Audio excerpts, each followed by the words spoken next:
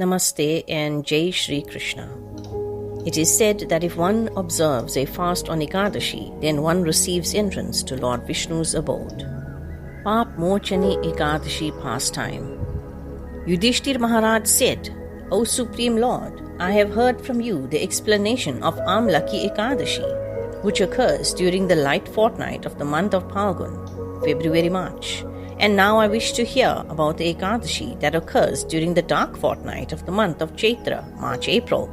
What is its name, O Lord, and what results can one obtain by observing it? The Supreme Personality of Godhead, Lord Shri Krishna, replied, O best of kings, for the benefit of everyone, I shall gladly describe to you the glories of this Ekadashi, which is known as Paapmochani.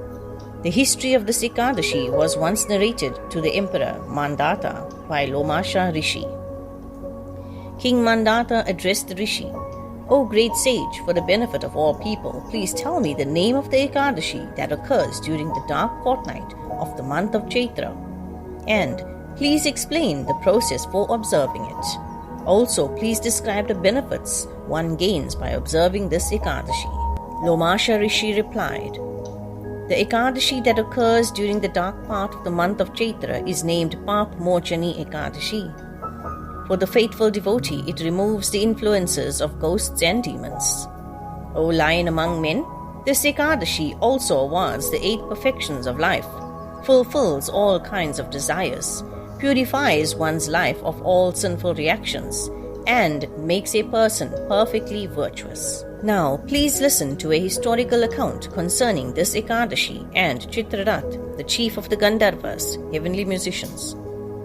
During the spring season, in the company of heavenly dancing girls, Chitrarat once came upon a beautiful forest bursting forth with a variety of flowers. There he and the girls joined other Gandharvas and many Kinnars, along with Lord Indra himself, the king of heaven, who was enjoying a visit there. Everyone felt that there was no better garden than this forest. Many sages were also present, performing their austerities and penance. The Devas particularly enjoyed visiting this celestial garden during the months of Chaitra and Vaishak, April-May. A great sage named Medhavi resided in that forest, and the very attractive dancing girls would always attempt to seduce him. One famous girl in particular, Manju Ghosha, contrived many ways to allure the exalted Muni, but out of great respect for the sage and fear of his power, which he had attained after years and years of asceticism, she would not come very close to him. At a spot 2 miles from the sage, she pitched a tent and began singing very sweetly as she played a tambura. Cupid himself became excited when he saw and heard her perform so nicely, and smelled the fragrance of her sandal paste, unguent. He remembered his own unfortunate experience with Lord Shiva and decided to take revenge by seducing Medhavi. Cupid approached Medhavi in order to tempt him to break his trance and his vows.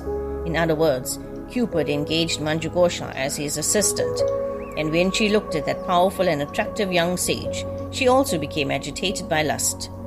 Seeing that he was highly intelligent and learned, wearing a clean white Brahman's thread draped across his shoulder, holding a sannyasi's staff, and sitting handsomely in the ashram of Chavan Rishi, Manju Ghosha came before him.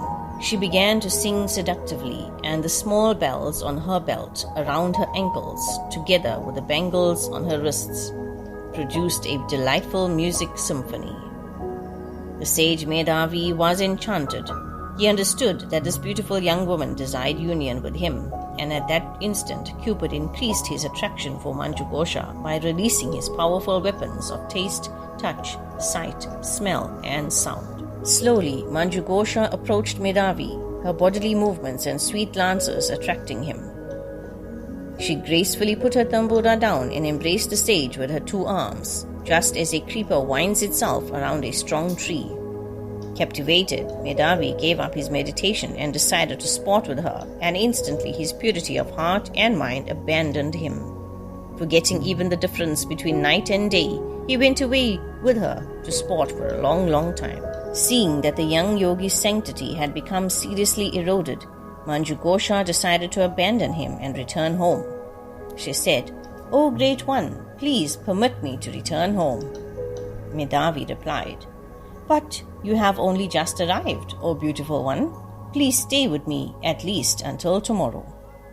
Fearful of the sage's yogic power, Manjughosha stayed with Medhavi for precisely 57 years, 9 months and 3 days. But to Medhavi, all this time seemed like a moment. Again she asked him, "Please permit me to leave." Medhavi replied, "Oh dear one, listen to me. Stay with me for one more night, and then you may leave tomorrow morning. Just stay with me until I have performed my morning duties and chanted the sacred Gayatri mantra. Please wait until then." Manjughosha was still fearful of the sage's great yogic power, but she forced a smile and said, "How long will it take you to finish your morning hymns and rituals? Please be merciful and think of all the time you have already spent with me." The sage reflected on the years he had been with Manjughosha and then said with great astonishment, "Why, I have spent more than 57 years with you." His eyes turned red and began to emanate sparks. He now regarded Manjughosha as death personified and the destroyer of his spiritual life. "You rascal woman, you have turned all the hard-earned results of my austerities to ashes." Trembling with anger, he cursed Manjughosha. "O sinful one, O hard-hearted, degraded one, you know only sin. May all terrible fortune be yours. O rascal woman, I curse you to become an evil hobgoblin." Pishach, cursed by the sage Medhavi, the beautiful Manjughosha humbly beseeched him, "O best of the Brahmanas, please be merciful to me and revoke your curse. O great one, it is said that association with pure devotees gives immediate results, but their curses take effect only after 7 days. I have been with you for 57 years, O Master, so please be kind to me." Medhavi Muni replied, "O gentle lady, what can I possibly do? You have destroyed all my austerities, but even though you have done this sinful deed, I shall tell you a way you can be released from my wrath. In the dark fortnight of the month of Chaithra, there is an all-auspicious Ekadashi that removes all one's sins. Its name is Paapmochani, O beautiful one, and whoever fasts on this day becomes completely freed from having to take birth in any kind of devilish form." With these words, the sage left at once for his father's ashram. Seeing him enter the hermitage, Chavan Muni said, "O son, by acting unlawfully you have squandered the wealth of your penances and austerities." Medhavi replied, "O father, kindly reveal what atonement I must perform to remove the obnoxious sin I have incurred by privately associating with the dancing girl Manjughosha." Chavan Muni answered, "Dear son, you must fast on Paapmochani Ekadashi, which occurs during the dark fortnight of the month of Chaithra. It eradicates all sins, no matter how grievous they may be." Medhavi followed his father's advice and fasted on Paapmochani Ekadashi.